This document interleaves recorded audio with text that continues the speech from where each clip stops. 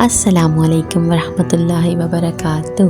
कैसे हैं आप सब? आई होप आप सब ठीक होंगे, खुश होंगे और खैरियत से होंगे। तो यहाँ पर सुबह उठने के बाद सारा रूम फैला हुआ था, तो मैं रूम सेट कर रही थी।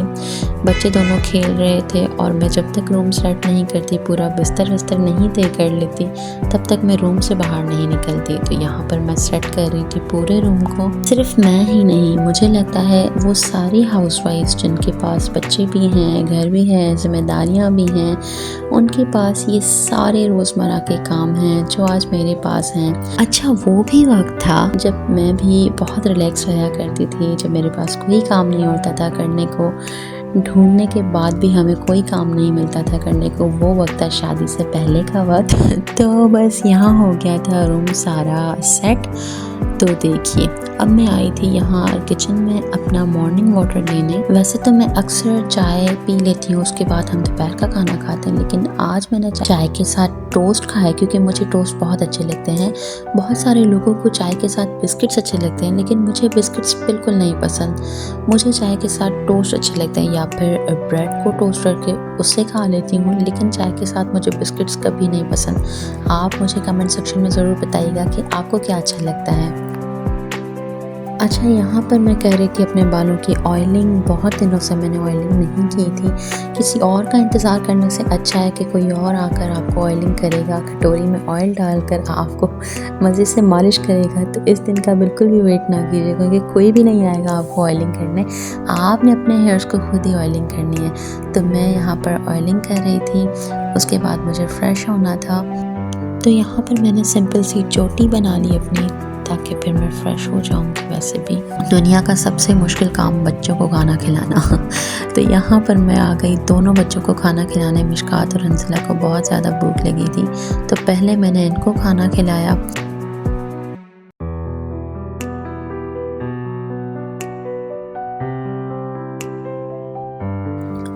और जब हमारी बारी आ गई पेट पूजा करने की, फिर हम सब ने खाना खाया। उसके बाद मैं और अता बैठ गए किन्नू खाने। सर्दियों में किन्नू किसके फेवरेट नहीं, हर किसी के फेवरेट होते हैं। तो इस तरह से मेरे भी हैं। तो अब मैं और अता किन्नू खाने बैठ गए, साथ साथ अंजला भी तंग कर रहा था। उसके बाद मुझे थोड़ा सा टाइम मिला, तो मैंने सोचा कि चलो बच्चों के कपड़े प्रेस कर लेती हूँ, क्योंकि ये भी एक छोटा सा ही सही लेकिन काम ज़रूर होता है। अंजला को मैंने थोड़ी देर के लिए सुला दिया था, वो सो रहा था, तो मैंने सोचा कि चलो कपड़े प्रेस कर लेते हैं। अच्छा, यहाँ पर मैं आप सबसे एक बात शेयर करती चलूँ कि बहुत सारी हाउसवाइफ जिनके पास अपने हस्बैंड की तरफ से बहुत सारी फ्लेक्सिबिलिटीज़ होती हैं, बहुत सारी आज़ादी मिलती है उनको, लेकिन कहीं कहीं उन पर जिम्मेदारियों की इतनी उलझन होती है कि उन्हें ना चाहते हुए भी उनकी आज़ादी उनके आगे कोई मायने नहीं रखती। ये मेरी सोच है। मुझे नहीं पता कि मेरी बात से कौन कौन रिलेट करता है। अगर आप में से कोई भी रिलेट कर रहा है तो मुझे कमेंट सेक्शन में ज़रूर बताइएगा। अच्छा, मुझे समझ नहीं आती कि बच्चों को एक अजीबोगरीब टाइम पर क्यों भूख लगती है।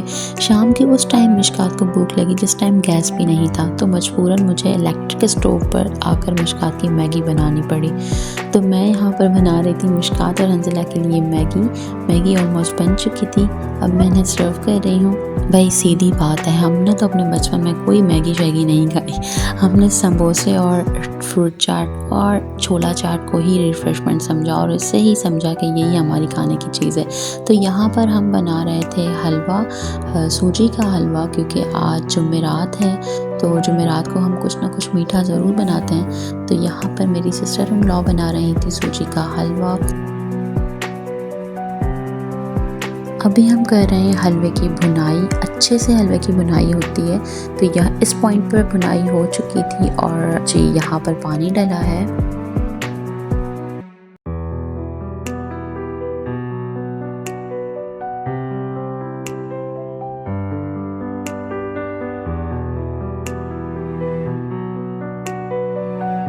इस पॉइंट पर हमने ऐड किया है मिल्क। अच्छा, मिल्क जो है ना वो हलवे के टेस्ट को और इन्हेंस कर देता है। किचन हो और कोई एक काम हो, ऐसा हो नहीं सकता। तो यहाँ पर मैं, ओ माय गॉड, बच गया। यहाँ पर मैं हंसला का दूध बॉयल कर रही थी। अच्छा, इस पॉइंट पर हलवे के अंदर हमने फूड कलर ऐड किया, ऑरेंज फूड कलर, और उसके बाद हमने ऐड की है शुगर।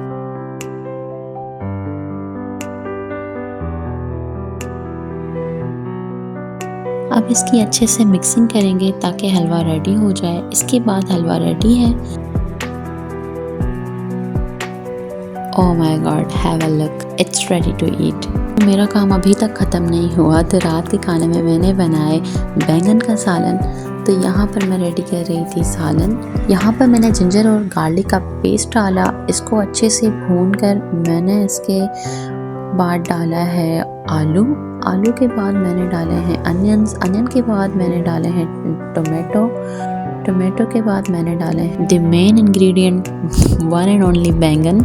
उसके बाद स्पाइसेस में मैंने इसके अंदर डाले हैं हल्दी, red chilli flakes, coriander powder, red chilli powder, salt, white jeera powder, chicken stock and chicken मुर्गी मसाला पाउडर। सो ये सारी चीज़ें, ये सारे मसाले मैंने इसके अंदर डाले थे।